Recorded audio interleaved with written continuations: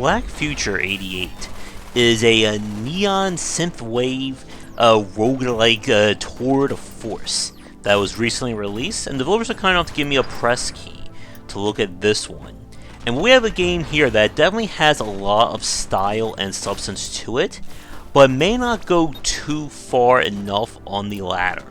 The story is that it is the post-apocalypse, and the world has been stuck in 1988 for years. We have an evil robot army led by a mysterious tower called Skymelt, which I'm sure nobody can guess a reference to that, running things. And we are apparently able to go back in time, but we only have 18 minutes of life before our heart explodes. So in that time, we are going to have to do as much killing and listening to synthwave as we can. The gameplay itself is 2D run and gun. You have a general attack, a dash that can go through projectiles, as well as picking up additional guns and passives as you play. When enemies die, they'll drop looks like neon glow sticks, which I guess are the currency of the post-apocalypse. Now, as an interesting twist, if you leave any items on the ground and don't pick them up, the tower will eat them and grow more powerful, introducing more debuffs to you or buffs to the enemies. Now, the game itself uses handmade rooms, but are procedurally put together for each of the, at the moment, I believe it's 4 biomes plus the boss. Now, there are a few hidden secrets here and there, and we'll come back to the persistent elements later on in the piece. But your general objective is to move as fast as you can to reach the boss.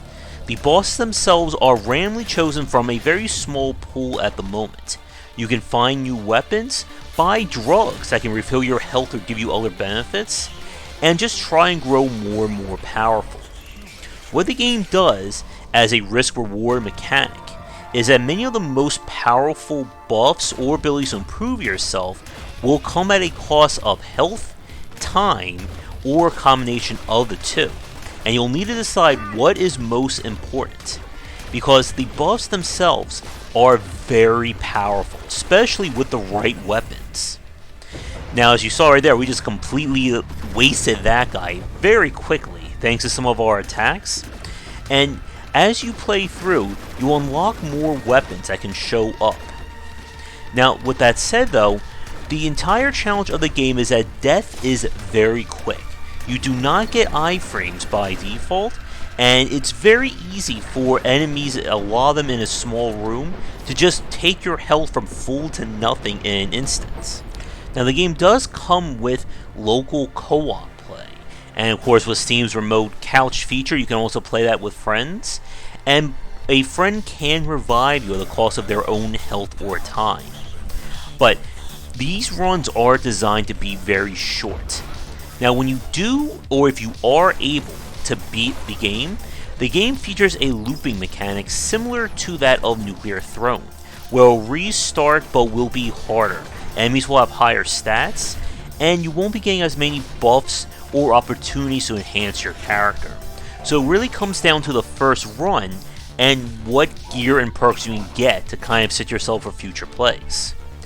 With that said though, while the basic gameplay certainly is exciting and the music is amazing, if you can hear over my voice here, but it does feel, I think, more limited than it should be, especially for this kind of gameplay loop, and we're going to talk about that next, but first, a quick shout out to our current Game Wisdom supporters and sponsors.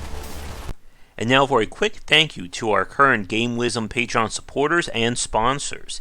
And if you'd like to continue this discussion on game design, be sure to check out our Discord channel, linked down below.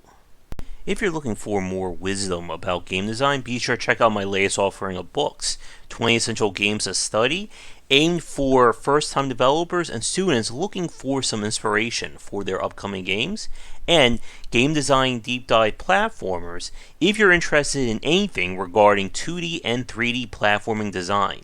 They're both available in print, digital, and wherever books are being sold. With Black Future 88, the best and kind of worst part of the game is in the form of its persistent elements. Whenever you die, You'll gain experience based on how well you played that kind of levels up your profile account. Upon level up, it will unlock something new that can appear in future runs. This includes new perks that you can select from boss rewards or machines, weapons, as well as new modifiers Skymelt can get if you decide or if it gets too bad. While all that sounds great in theory, it's not enough to create variance between the plays. At the moment, the biome generation is kept very minimal.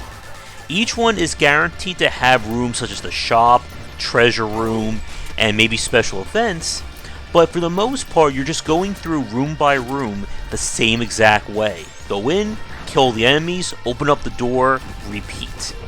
And because of how limited the gameplay is, it definitely creates some issues of difficulty and balance based on the weapon drops and loadouts that you get. For one thing, melee is incredibly powerful in this game, because it can not only do massive damage to enemies, but it will also knock enemy bullets out of the air. So when you're dealing with homing shots like that, or enemies who will fill the screen with bullets, melee can counter that tremendously. Not only that, but there's a perk that allows melee hits to reflect bullets back, which is as game-breakingly powerful as it sounds. All the guns besides your starting pistol require ammo, and it's very easy for lesser guns to just completely fall out of usefulness as more powerful ones are introduced. For instance, there is a rapid-fire grenade launcher that I really like, as well as some of the high-power guns, including one that its ammo is based on your dash charge that you see in the upper left below the time. And the problem is that all the various perks don't do enough to change the gameplay, and the ones that do are pretty much going to be required if you want any chance of winning at the higher levels or when you're going to the new Game Plus or multiple cycle phase. I would have liked to have seen more bosses, more variation on the bosses as well. Right now there's only two, the normal and the cursed variant. And the cursed ones simply just do more damage or may attack a little faster. But they all have just the same basic attack pattern. Even the final boss suffers from that as well. Now, the controls, it's kind of hard for you to see for those of you watching this right now, but the controls are just okay. I never really found it fully comfortable, either with a gamepad or keyboard and mouse setup. Essentially, it works like this. Using the gamepad makes it easier to move, but shooting and aiming is a lot harder. While the game has dead zone bounds for the left analog stick, apparently it doesn't have for the right one. And sometimes my gun would just go off because my right analog stick was just dragged a little bit on one side. Using the keyboard and mouse makes it a lot easier to aim and shoot, but the general movement doesn't feel as responsive or as easy, especially with the games relying on dashing. And you can also run some situations, such as some of the platforming exercises, that can be a little bit annoying because of it.